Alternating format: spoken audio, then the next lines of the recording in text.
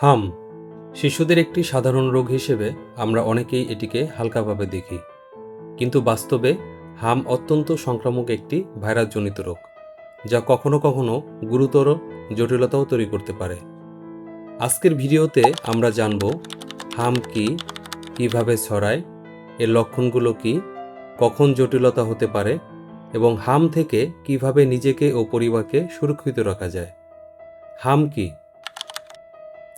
হাম বা মিজেলস হল মিজেলস ভাইরাস দ্বারা সৃষ্ট একটি অত্যন্ত সংক্রামক রোগ। আক্রান্ত ব্যক্তি হাসি, কাশি বা কথা বলার সময় বাতাসে যে ক্ষুদ্র কণাগুলো ছড়ায়, সেগুলোর মাধ্যমে ভাইরাস অন্য মানুষের শরীরে প্রবেশ করতে পারে। হাম এতটাই সংক্রামক যে আক্রান্ত ব্যক্তির সংস্পর্শে থাকা টিকা না নেওয়া মানুষদের মধ্যে খুব সহজে এটি ছড়িয়ে পড়তে পারে। হামের লক্ষণ। হামের লক্ষণ সাধারণত ভাইরাস শরীরে প্রবেশের কয়েকদিন পর শুরু হয়। প্রথম দিকে দেখা দিতে পারে জ্বর, কাশি, নাক দিয়ে পানি পড়া এবং চোখ লাল হওয়া বা কনজাংটিভাইটিস।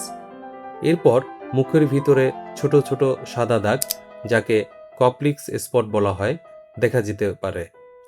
এরপর সাধারণত মুখ ও মাথার দিক থেকে শুরু হয়ে শরীরের অন্যান্য অংশে লালচে র্যাশ ছড়িয়ে পড়ে।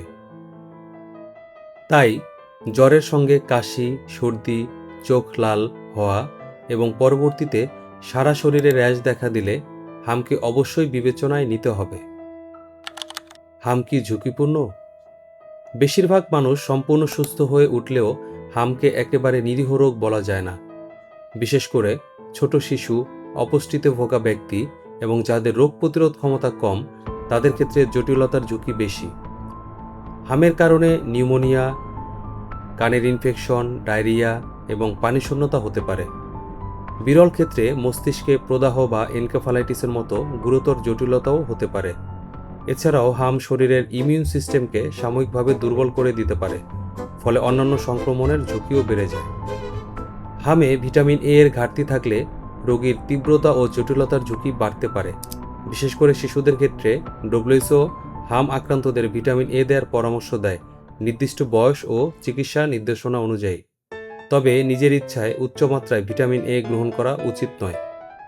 বয়স, শারীরিক অবস্থা এবং বিশেষ পরিস্থিতি অনুযায়ী চিকিৎসকের পরামর্শ নেওয়া প্রয়োজন। চিকিৎসা। হামের জন্য সাধারণত নির্দিষ্ট কোনো রুটিন অ্যান্টিভাইরাল ট্রিটমেন্ট নেই, তাই চিকিৎসার মূল লক্ষ্য হল পর্যাপ্ত বিশ্রাম, পানি ও তরল গ্রহণ, জ্বর ও অন্যান্য উপসর্গ নিয়ন্ত্রণ এবং সম্ভাব্য জটিলতা দ্রুত শনাক্ত করা।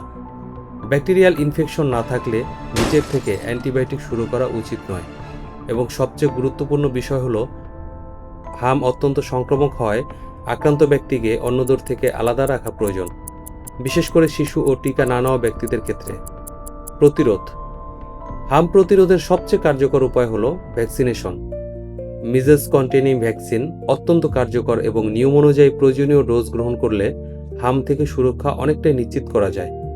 তাই নিজের এবং সন্তানের ভ্যাকসিনেশন স্ট্যাটাস সম্পর্কে নিশ্চিত থাকুন। কোনো শিশু বা পরিবারের সদস্যদের টিকায় অসম্পূর্ণ থাকলে চিকিৎসক এবং স্থানীয় স্বাস্থ্যকেন্দ্রের পরামর্শ নিন। কখন চিকিৎসকের পরামর্শ নেবেন? হামের সঙ্গে শ্বাসকষ্ট, অতিরিক্ত দুর্বলতা, অস্বাভাবিক ঘুম ঘুম ভাব, খিঁচুনি, প্রচণ্ড পানিশূন্যতা, পারসিস্টেন্ট হাই ফিভার বা অন্য কোনো গুরুতর উপসর্গ দেখা দেয়, তাহলে দ্রুত চিকিৎসকের পরামর্শ নেওয়া জরুরি। বিশেষ করে ছোট শিশু, গর্ভবতী নারী বা ইমিউনিটি কম এমন ব্যক্তির ক্ষেত্রে আরও সতর্ক থাকা প্রয়োজন। মনে রাখবেন, হাম শুধু একটি সাধারণ র্যাশের রোগ নয়, এটি অত্যন্ত সংক্রামক এবং কখনো কখনো গুরুতর জটিলতা তৈরি করতে পারে। তাই সচেতন থাকুন, আক্রান্ত ব্যক্তিকে প্রয়োজন অনুযায়ী আইসোলেশনে রাখুন, পর্যাপ্ত সাপোর্টিভ কেয়ার নিশ্চিত করুন এবং ভ্যাকসিনেশনের মাধ্যমে নিজেকে ও পরিবারকে সুরক্ষিত রাখুন। স্বাস্থ্য সম্পর্কে সঠিক তথ্য জানুন, অন্যদেরকেও জানান। সুস্থ থাকুন, নিরাপদ থাকুন। ধন্যবাদ। আসসালামু আলাইকুম।